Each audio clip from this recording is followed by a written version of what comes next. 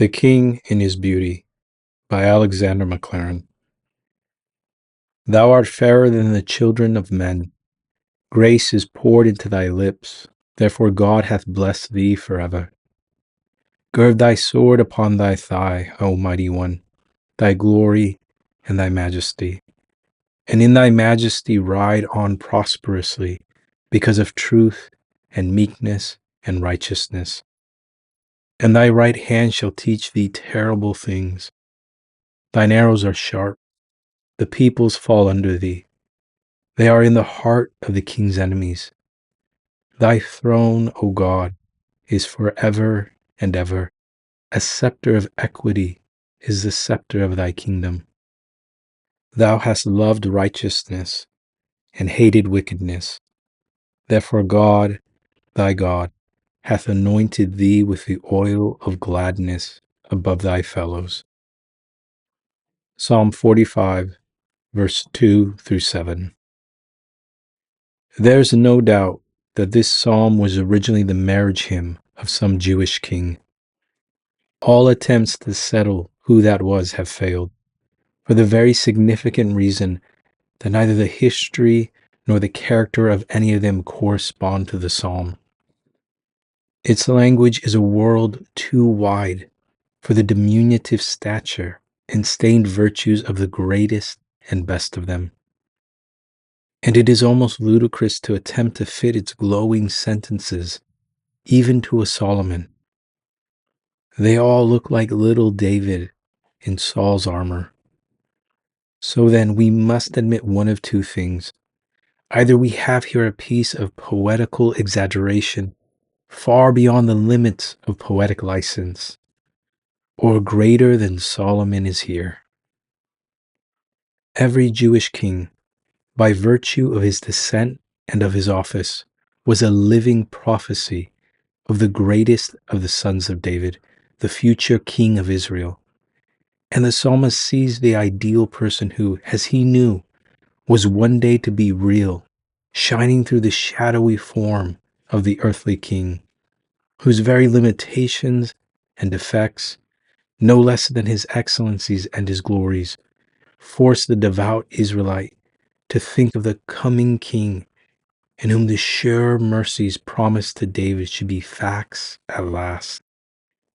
In plainer words, the psalm celebrates Christ, not only although, but because it had its origin and partial application in a forgotten festival, the marriage of some unknown king. It sees him in the light of the messianic hope, and so it prophesies of Christ. My object is to take the feature of this portrait of the king, partly in order that we may better understand the psalm, and partly in order that we may with the more reverence crown him as Lord of all. 1. The person of the king. The old world ideal of a monarch puts special emphasis upon two things: personal beauty and courtesy of address and speech. The psalm ascribes both of these to the King of Israel, and from both of them draws the conclusion that one so richly endowed with the most eminent of royal graces is the object of the special favor of God. Thou art fairer than the children of men. Grace is poured into thy lips. Therefore God hath blessed thee forever. Here at the very outset, we have the keynote struck of superhuman excellence.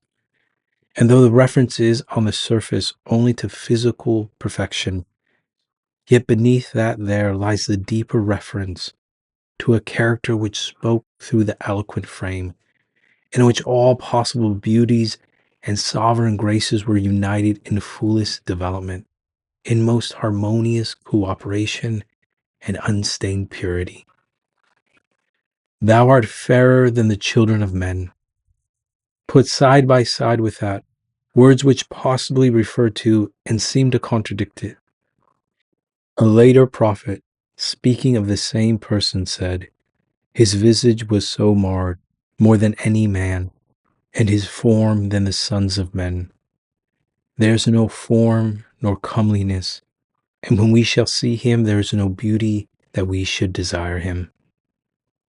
We have to think not of the outward form, howsoever lovely with the loveliness of meekness, and transfigured with the refining patience of suffering it may have been, but of the beauty of a soul that was all radiant with a luster of loveliness that shames the fragmentary and marred virtues of the rest of us, and stands before the world forever as the supreme type and high watermark of the glory that is possible to a human spirit. God has lodged in men's nature the apprehension of himself, and all that flows from him as true, as good, as beautiful. And to these three there correspond wisdom, morality, and art. The latter, divorced from the other two, becomes earthly and devilish.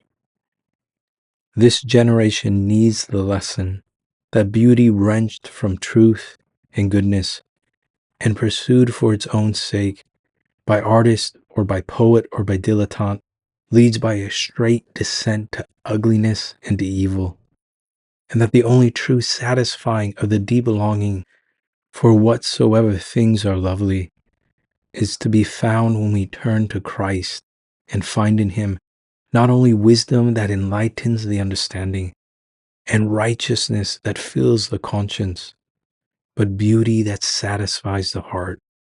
He is altogether lovely. Nor let us forget that once on earth the fashion of his countenance was altered, and his raiment did shine as the light, as indicative of the possibilities that lay slumbering in his lowly manhood, and as prophetic of that to which we believe that the ascended Christ hath now attained. That is, the body of his glory, wherein he reigns, filled with light and undecaying loveliness on the throne of the heaven. Thus he is fairer in external reality now, as he is, by the confession of an admiring, though not always believing world, fairer in inward character than the children of men. Another personal characteristic is grace poured into thy lips. Kingly courtesy and kingly graciousness of word must be the characteristic of the sovereign of men. The abundance of that bestowment is expressed by that word, poured. We need only remember all wondered at the gracious words which proceeded out of his mouth, or how even the rough instruments of authority were touched and diverted from their appointed purpose, and came back and said, "Never man spake like this man." To the music of Christ's words, all other eloquence is harsh, poor, shallow, like the piping of a shepherd boy upon some wretched oaten straw, as compared with the full thunder of the organ. Words came from his lips of unmingled graciousness. That fountain never sent forth sweet waters and bitter. He satisfies the canon of St. James. If any man offend not in word, the same is a perfect man. Words of wisdom, of love, of pity, of gentleness, of pardon, of bestowment, and only such came from him. Daughter, be of good cheer. Son, thy sins be forgiven thee. Come unto me, all ye that labor and are heavy laden.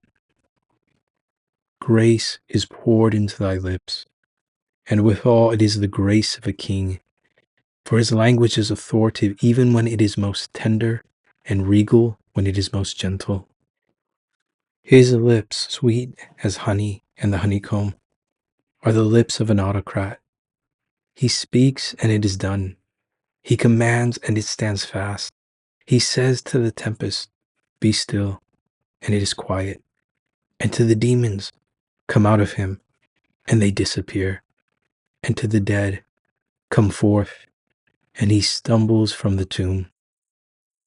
Another personal characteristic is God hath blessed thee forever, by which we are to understand not that the two preceding graces are the reasons for the divine benediction, but that the divine benediction is the cause of them, and therefore they are the signs of it.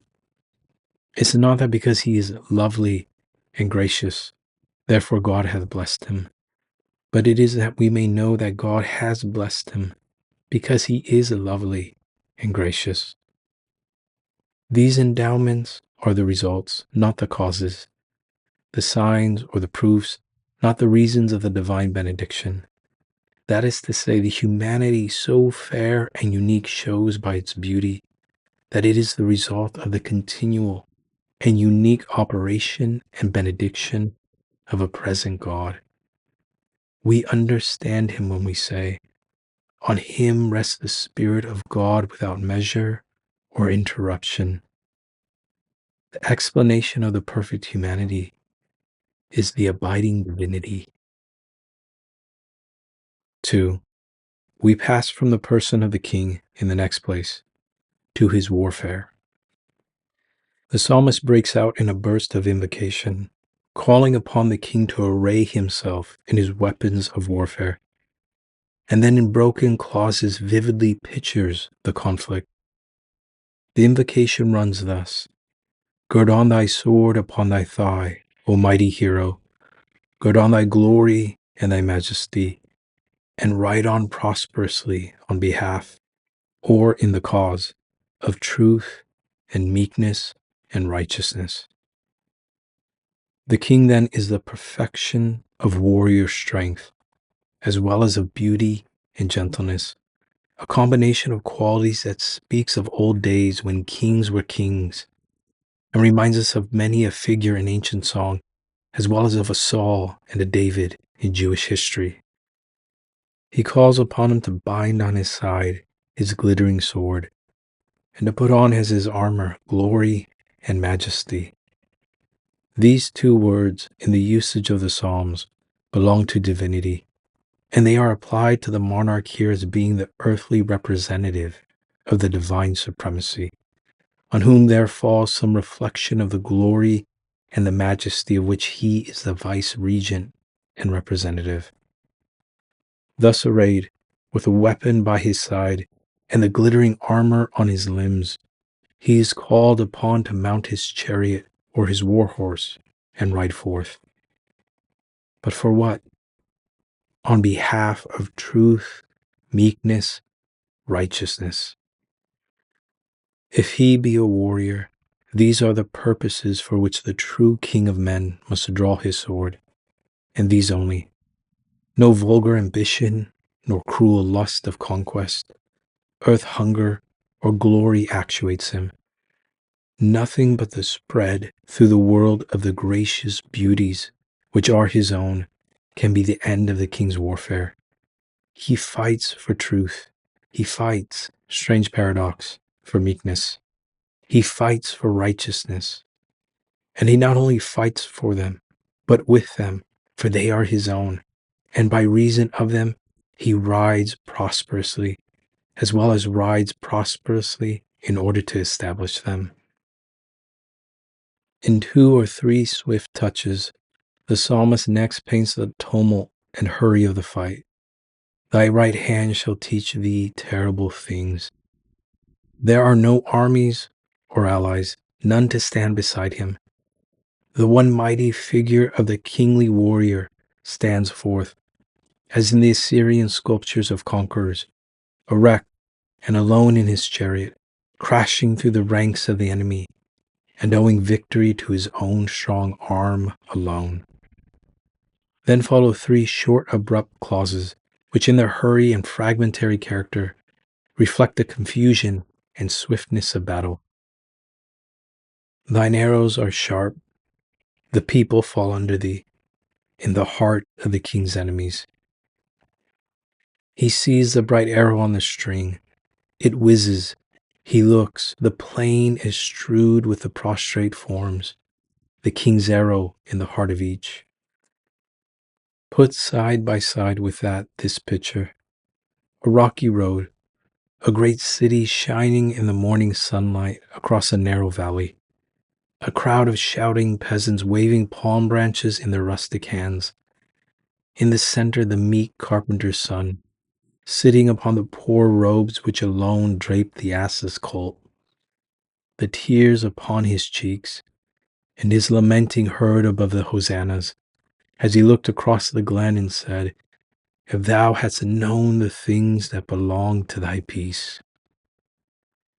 That is the fulfillment, or part of the fulfillment of this prophecy. The slow pacing, peaceful beast and the meek weeping Christ are the reality of the vision, which in such strangely contrasted and yet true form floated before the prophetic eye of this ancient singer. For Christ's humiliation is his majesty, and his sharpest weapon is his all-penetrating love, and his cross is his chariot of victory and throne of dominion. But not only in his earthly life of meek suffering does Christ fight as a king, but all through the ages, the worldwide conflict for truth and meekness and righteousness is his conflict. And wherever that is being waged, the power which wages it is his, and the help which is done upon earth, he doeth it all himself. True, he has his army, willing in the day of his power, and clad in priestly purity and armor of light. But all their strength, courage, and victory are from him. And when they fight and conquer, it is not they, but he in them, who struggles and overcomes. We have a better hope than that built on a stream of tendency that makes for righteousness. We know a Christ crucified and crowned who fights for it, and what he fights for will hold the field. This prophecy of our psalm is not exhausted yet. I have set side by side with it one picture, the Christ on the ass's colt. Put side by side with it this other. I beheld the heaven opened, and lo, a white horse. And he that sat upon him was called Faithful and True, and in righteousness he doth judge and make war. The psalm waits for its completion still, and shall be filled on that day of the true marriage supper of the Lamb, when the festivities of the marriage chamber shall be preceded by the last battle and crowning victory of the King of Kings, the conqueror of the world. 3. Lastly, we have the royalty of the King. Thy throne, O God, is forever and ever. This is not the place nor time to enter on the discussion of the difficulties of these words. I must run the risk of appearing to state confident opinions without assigning reasons when I venture to say that the translation in the authorized version is the natural one.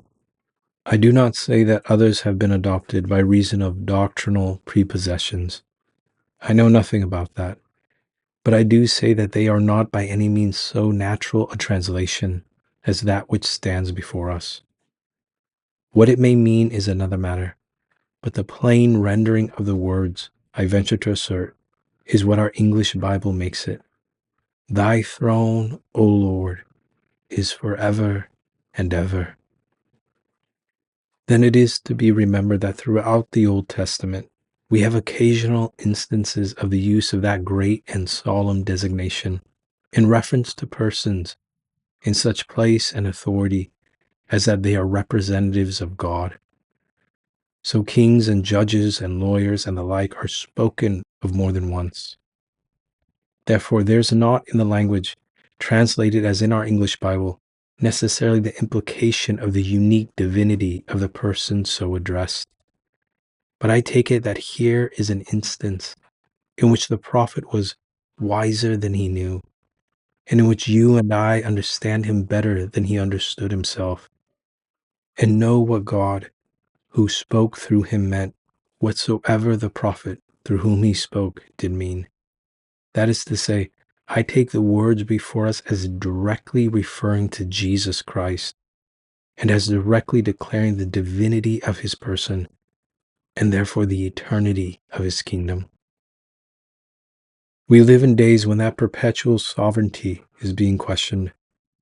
In a revolutionary time like this, it is well for Christian people, seeing so many venerable things going, to tighten their grasp upon the conviction that whatever goes, Christ's kingdom will not go, and that whatever may be shaken by any storms, the foundation of his throne stands fast. For our personal lives, and for the great hopes of the future beyond the grave, it is all important that we should grasp as an elementary conviction of our faith the belief in the perpetual rule of that Savior, whose rule is life and peace. In the great mosque of Damascus, which was a Christian church once, there may still be read, deeply cut in the stone, high above the pavement where the Mohammedans bow, these words, "Thy kingdom, O Christ, is an everlasting kingdom." It is true, and yet it shall be known that he is forever and ever the monarch of the world. Then again, this royalty is a royalty of righteousness. The scepter of thy kingdom is a right scepter. Thou lovest righteousness and hatest wickedness. His rule is no arbitrary sway. His rod is no rod of iron and tyrannical oppression. His own personal character is righteousness. Righteousness is the very lifeblood and animating principle of his rule. He loves righteousness and therefore puts his broad shield of protection over all who love it and seek after it. He hates wickedness, and therefore he wars against it wherever it is and seeks to draw men out of it. And thus his kingdom is the hope of the world. And lastly, this dominion of perennial righteousness is the dominion of unparalleled gladness. Therefore God, even thy God, hath anointed thee with the oil of joy above thy fellows. Set side by side with that the other words, a man of sorrows and acquainted with grief. And remember how at the very darkest moment of the Lord's earthly experiences, he said, "These things have I spoken unto you, that my joy may remain in you, and that your joy may be full." Christ's gladness flowed from Christ's righteousness, because his pure humanity was ever in touch with God and in conscious obedience to him. Therefore, though darkness was around, there was a light within. He was sorrowful, yet always rejoicing, and the saddest of men was likewise the gladdest of men, and possessed the oil of joy above his fellows. Brother, that kingdom is offered to us. Participation in that joy of our Lord may belong to each of us. He rules that he may make us like himself, lovers of righteousness, and so like himself possessors of unfading joy. Make him your king. Let his arrow reach your heart. Bow in submission to his power. Take for your very life his words of graciousness. Lovingly gaze upon his beauty, till some reflection of it shall shine from you. Fight by his side with strength drawn from him alone. Own and adore him as the enthroned God-man, Jesus Christ, the Son of God. Crown him with the many crowns of supreme trust, heart-whole love, and glad obedience. So shall you be honored to share in his warfare and triumph. So shall you have a throne close to his and eternal as it. So shall his right scepter be graciously stretched out to you to give you access with boldness to the presence chamber of the King. So shall he give you too the oil of joy for mourning, even in the valley of weeping, and the fullness of his gladness forevermore, when he sets you at his right hand.